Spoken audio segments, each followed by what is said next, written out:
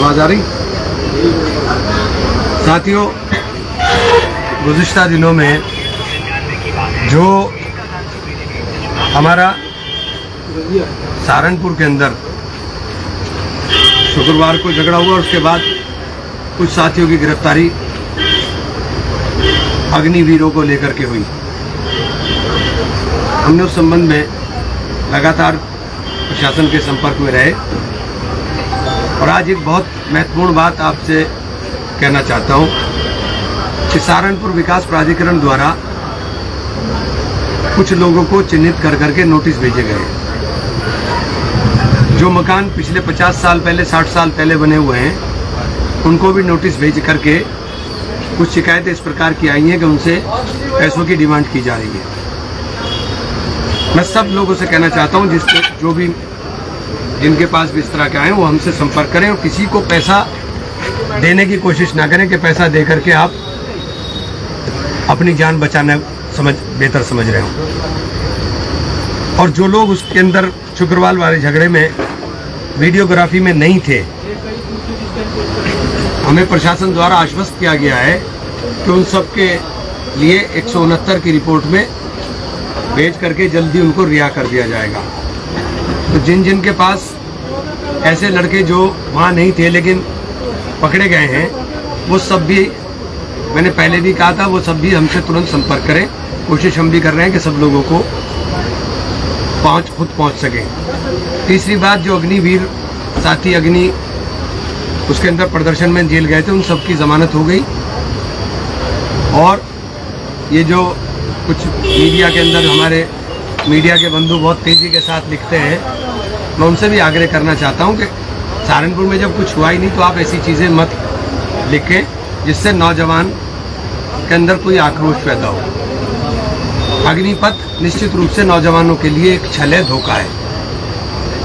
तो मेरी आप सबसे आग्रह है कि आपके लिए हमारी पूरी टीम, हमारे सारे जो हमारे वकील साथी हैं, सब लोग लगे हुए हैं और जितने लोगों की जमानतें लगी हैं, इंशाल्लाह उम्मीद करिए कि, क्योंकि वहाँ हमने ये भी कहा है कि जब वहाँ कोई गोली लाठी डंडा चला ही नहीं तो 307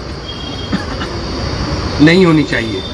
तो हम कोशिश में लगे हैं कि इंशाल्लाह जल्द से जल्द इन लोगों की जमानतें हों और हमारे शहर का अमन, चैन, सुकून किसी कीमत पर ख़त्म नहीं होना चाहिए। ये सबकी सामूहिक जिम्मेदारी है और हम लोग अपनी सामूहिक जिम्मेदारी को समझें और किसी भी प्रकार के किसी के छलावे में आकर के कोई काम ऐसा ना करें जिससे शहर के अमन को खतरा हो और हम लोगों को भी परेशानी का सामना करना पड़े। क्योंकि आप देख रहे हो कि जो लोग चले गए, उनके परिवार वाले किस तरीके से मारे फिर रहे हैं, धक्के खाते हुए फिर रहे हैं। इसलिए सबसे मैं अपील करना चाहता हूँ कि अगर कोई प्रदर्शन या कोई बात अपनी रखनी है तो उसको हम लोगों को संवैधानिक दायरे में रख करके अपनी बात को रखना चाहिए और उस बात को अपने रहबर को अपने साथ बिना रहनुमा के, बिना रहबर के कोई भी प्रोटेस्ट करने की कोशिश ना करें जिससे कल कोई सारी चीज़ें आपके गले में पड़े।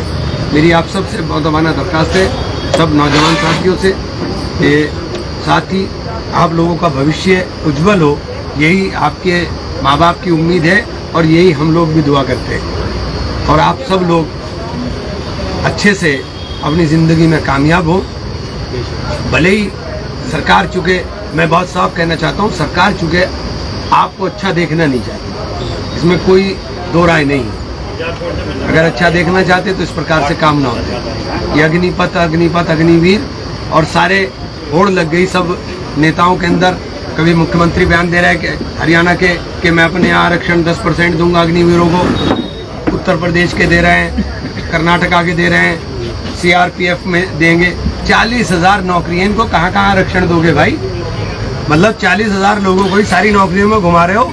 कैसा बेवकूफ़ बना रहे हो, लोग बेवकूफ़ बन रहे हैं। भाई 40,000 कुल नौकरियां, 125 करोड़ की आबादी है और 40,000 की नौकरियों में तुम 10% का आरक्षण सब जगह पकड़ा रहे हो, तो फिर बाकी नौकरियां कहाँ जाएंगी? तो आप सिर्फ बेवकूफ़ बनाने का काम कर रहे हैं, इसलिए बेवकूफ़ ना बने और सब लोग अपने काम पर, अपने अमन के और सुकून के लिए काम करें।